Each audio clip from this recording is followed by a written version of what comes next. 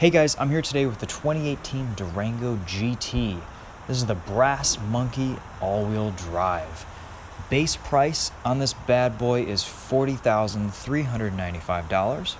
It's painted in red line paint with a black interior. It has the 3.6 liter V6 mated to an 8-speed automatic transmission.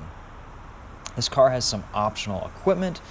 It has what's called the Premium Group for $23.95, which has Sirius XM Traffic Plus, Uconnect 8.4-inch touchscreen display, a 506 watt amplifier with a Beats premium audio system. Then it has the rear DVD entertainment center, which is for around $2,000, Blu-ray compatible dual screen video, and rear seat. Just rear seat goodness for the kids, for the family, or whomever.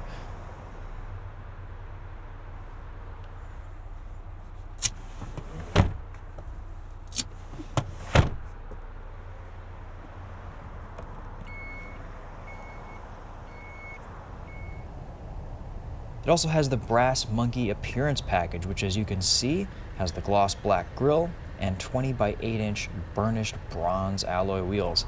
That's $695. And a performance hood for $995, which looks just a little bit more aggressive. That brings the total price on this Durango GT to $47,570, including destination.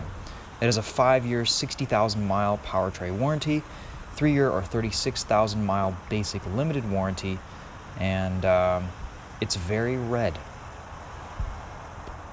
This is a good-looking SUV. I love the red paint. It's really nice and bright. And I think proportionally, the design is nice. These taillights are just cool. It has a nice dual exhaust. It's a good-looking Durango. Inside, things are a little bit dark. There's a lot of, everything is dark. There's no sunroof really to illuminate in the back seats, but maybe that's okay. I think the rear infotainment is a neat feature, good for the kids if they're on long road trips. You've got a decent amount of storage in the back, a lot of USB ports. We've got a 115 volt standard outlet back here, as well as seat heaters, HDMI cable, an armrest, and then of course you've got the third row back here as well. Let's see how easy this is to access. So just an easy pull, all manual knobs and everything. You've got a decent amount of legroom, and it looks like it's a little bit raised back there. Just for fun, let's hop back there and see how well I fit. Put the headrest up. At 5'10", I actually can fit back here pretty well. I've got enough legroom. You could fit 7 adults in here. That's pretty impressive. I wouldn't want to stay back there for hours, but this is a pretty decent third row setup.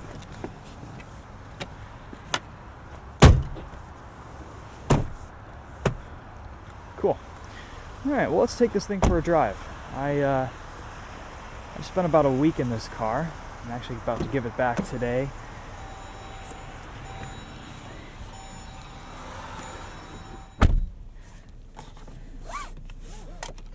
These are nice, soft, comfortable seats. You have kind of a nice Mercedes inspired shift knob here with a manual control where you can push up to downshift and pull back to upshift, done properly like they should. Paddle shifters on the back, pretty much the same shifters you get on any SRT or Dodge Performance product.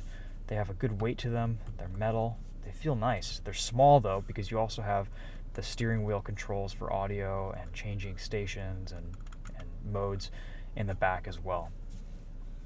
You've got a few different gauge options here. You've got miles per hour in units and in a digital gauge display.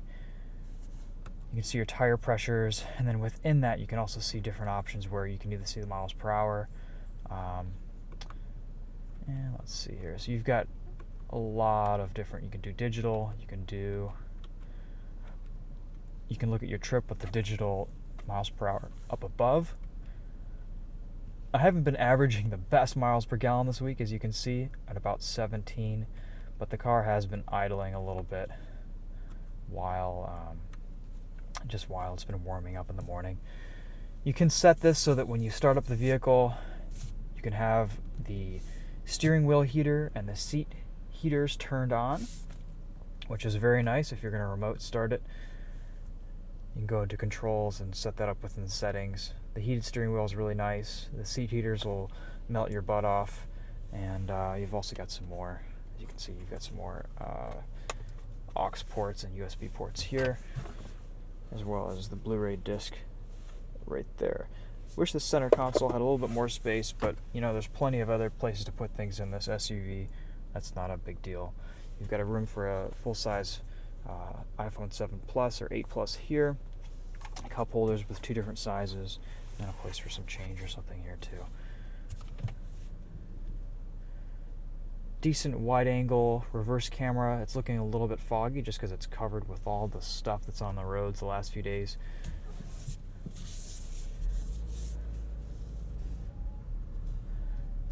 This Durango does have a feature where it basically won't let you run into anything if you're backing up. It'll automatically brake and sense if you're about to hit an object or a person or if a car is coming, which is kind of useful. However, if you're parallel parking and trying to get really close to another object, it will automatically stop you and slow you down.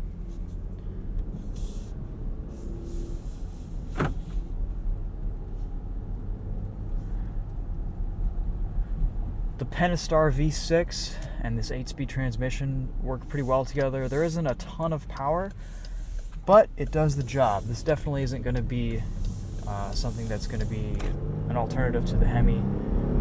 It has enough pickup. Shifts are smooth. It's pretty quiet. It's a nice engine transmission, just combination for, I think, the everyday user.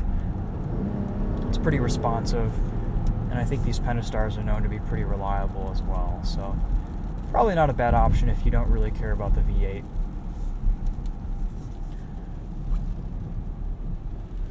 I will say that this, for an SUV, this has a very stiff feeling chassis, so not a lot of NVH over bumps at all, actually. This is, it's pretty quiet, rides pretty well. There's a lot of comfort in this Durango. And it just has a confident, stiff feeling over bumps and potholes. It's a nice ride. That said, handling isn't terribly inspirational. It's fine for what it is, but you're not going to be getting sport suspension in the standard Durango like you will with the SRT 392. Let's switch back to this digital gauge display here. Not as big of a fan. Due to kilometers, there we go. Perfect.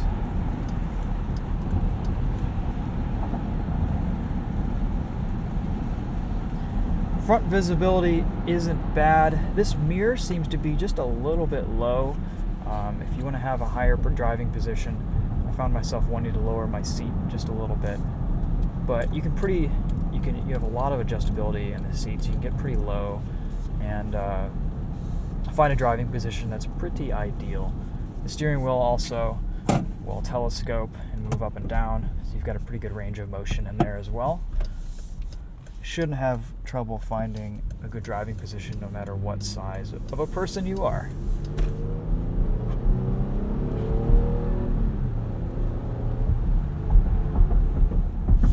Let's throw it into sport mode here. Maybe even some manual action.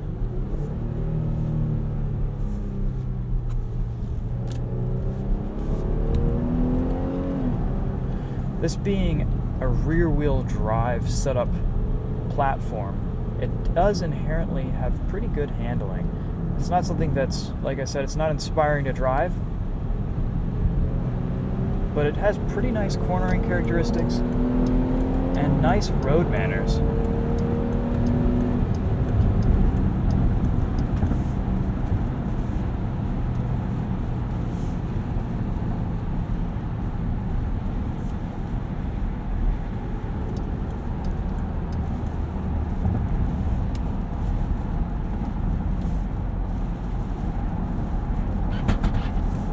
option to fold down the rear headrests just so you can do a little bit extra rear visibility. No blind spot monitors in the mirror, you have to do it old school, but luckily you don't have a lot of blind spots visually in the sides and the rear of this car.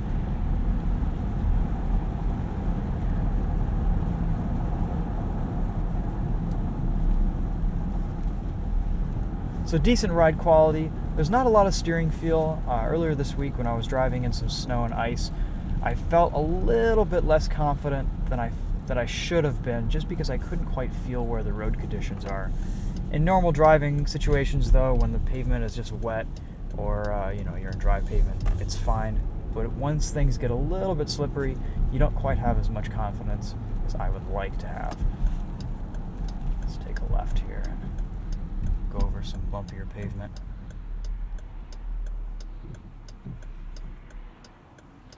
Auto stop start working there.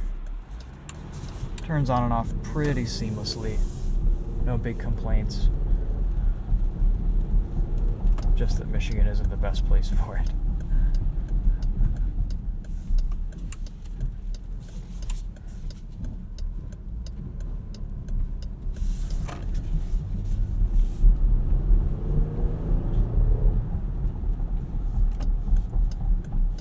No issues with steering radius.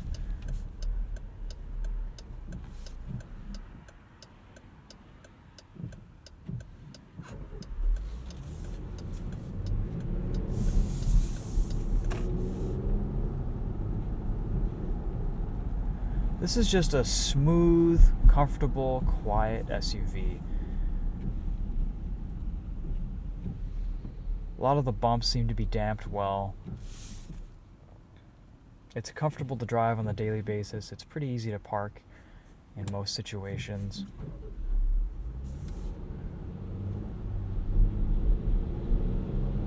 You also have pretty good towing with this as well, with just the V6.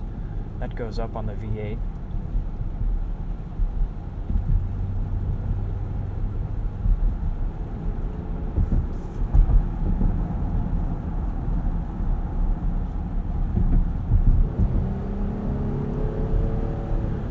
Pretty good throttle response from the engine and transmission when you need to put some power down. This 8-speed does do a nice job of giving you some performance when you need it, but also being smooth at the same time. I appreciate that.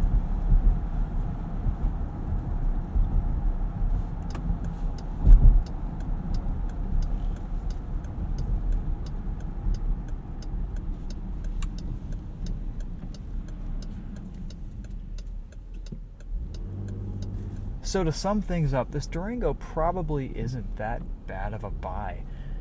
It has decent towing capacity if you're into that. I think it looks good. It's a sharp vehicle. It's comfortable. It's just nice to drive on a daily basis. This week I have a couple options for transportation with press cars, and I've basically been choosing this every time. It has a lot of room and a lot of space. It rides well, you've got nice visibility. I like the looks. It's been kind of my go-to commuter every day this week, and I think that kind of says something on its own without going over all the specs and just kind of the features of this car, is that it's just very usable on a daily basis. Let's see what else here we've got. Nice extendable sun visors, place to put your sunglasses. You can pop the tailgate with a button up here. I had to look for that a little bit counterintuitive. I was expecting it to be down here somewhere.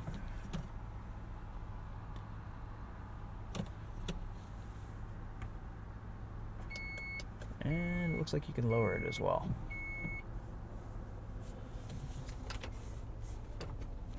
Alright guys, well let me know if you have any questions in the comments. I think this will pretty much sum things up for the Durango with the brass monkey package.